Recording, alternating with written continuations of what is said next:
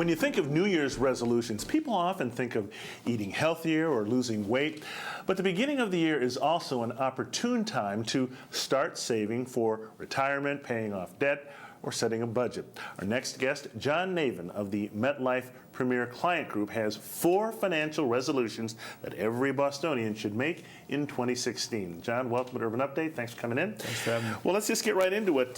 4 financial resolutions every Bostonian should make in 2016. Let's take a look at each one. I think we have a graphic we can show you. Here they are. Eliminate credit card debt, start a rainy day fund, make sure you're properly insured, start saving for retirement. Let's start off with eliminating credit card debt. Sure, and relevant time after the holidays, and a lot of Americans end up building up some credit cards. I think one thing important to take into consideration is if you don't have the money to pay for something today, unless you're bonused or you have variable compensation, not likely that you're going to have the money to pay for it down the road. Holding credit card debt at high interest rates can be detrimental to any financial plan, so be cautious of it, be cognizant of it. Charge cards as opposed to credit cards if you want the points and the miles. Better way to approach it. You can't hold a balance on the card. If you do have a credit card, pay it off every month, and if you don't have the ability to do that, don't put it on the card and maybe pass on the purchase. Because all you're doing is just continuing to pay more and more interest. Compounding the problem. Okay, let's look at number 2 here, starting a rainy day fund. Life throws curveballs at everyone.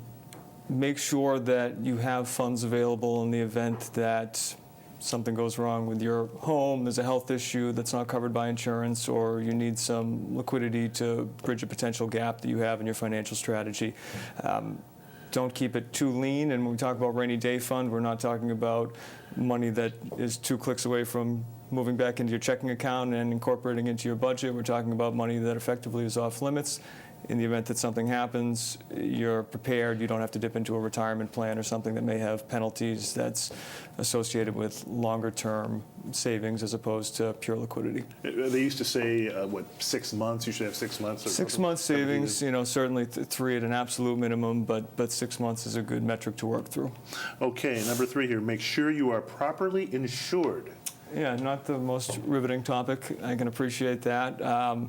Sometimes there's plenty of insurance through your employer, so make sure you understand what the group benefits are. That may often be a more efficient and inexpensive way to cover the insurance that you need. But if you have a family, if you have children, if you have a home, a mortgage, again, if something were to happen, not just passing away and needing life insurance, but if something's to happen, you have a disability, you can't work, whether it's a short-term disability or hopefully not, but often a long-term disability. If you don't have that coverage in place, your family's in a tough spot. You think disability is one of those things that people often overlook? I think they overlook it. It's unless you're maybe an overly morbid person, it's not something that's exciting to think about, and no one wants to pay for something that they don't think they're ultimately going to use. I guess what I'm saying is, you have health insurance, you have life insurance, but you don't think about what's sort of the in-between, if you suddenly just couldn't work. Your family would be in a jam. And it's a great point, and I think the misconception often, Myron, is that I've got the coverage through work, and typically there's some level of baseline coverage through work. I think most people don't take the time to evaluate exactly what that coverage entails and whether it's going to be sufficient in the event that something happens. Okay. And number 4, start saving for retirement. Right. See a lot of those ads for baby boomers on TV too. Yeah, and who knows where Social Security ends up long term, but even in its current state, it's typically not enough, especially in the Boston area where it's an expensive place to live, to cover all of your retirement. So saving systematically, the bulk of the net worth within the mean demographic of this country is in 401k plans, and it's in home equity.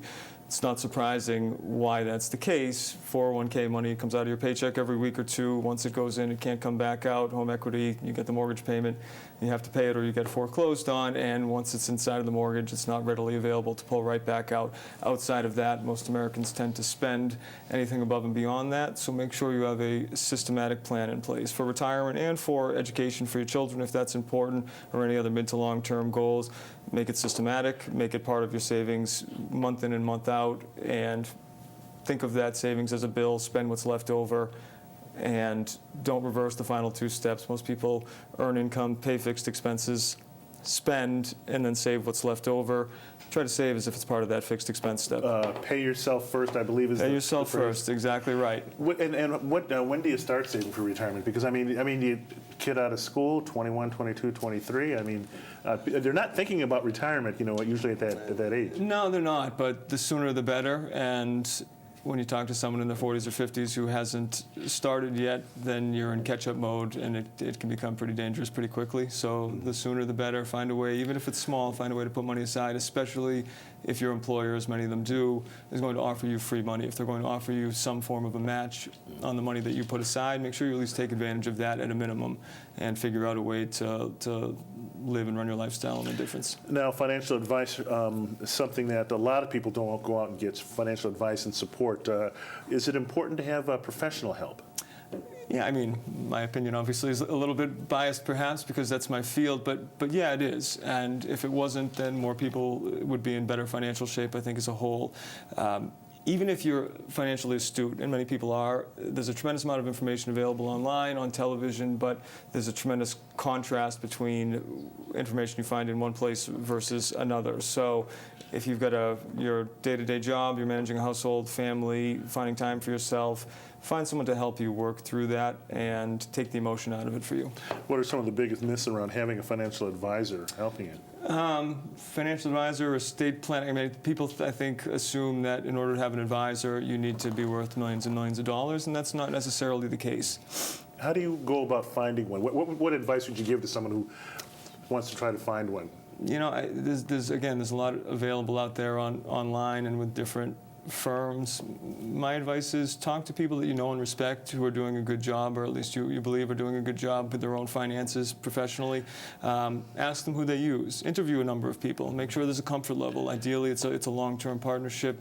You want to make sure you're comfortable and you trust the person that you're working with. People procrastinate about this a lot. Isn't that true? Without question. Any thoughts on that? Or? Yeah, look, anytime you're talking about putting money aside and saving money, you're talking about taking it from one bucket that's probably a little more exciting to your lifestyle day to day than is putting it aside for a 30-year, 20, 30, 40-year plan. I get that, I understand that, but don't wait till it's too late. Otherwise, you might be in tough shape for your retirement. And where's a good place for people to get more information and free tips about, handling their money? I think they'll put on MetLife.com, which is the MetLife Premier Client Group, is a firm that I'm affiliated with, and go on, check it out. There's a number of good firms. We're not the only one, but we're very strong, and it's a good way to get an understanding of what's available in the marketplace and then find someone that you're comfortable with. Okay, John Navien, a financial expert with some very good ideas, and those 4 very good ideas for resolutions for 2016. Eliminate credit card debt, start a rainy day fund, make sure you're properly insured, and start saving for retirement. All very good ideas, very important ones. Thank you for coming in. Thanks, sir. Appreciate All right, it. Happy New Year. Happy New Year. Have a good, successful financial year for you and everybody else. Likewise, thank you. Okay, after the break, what kind of parent are you to your teenager? What are some of the different parenting styles out there, and is there help? We'll talk to an expert when we come back right here on Urban Update.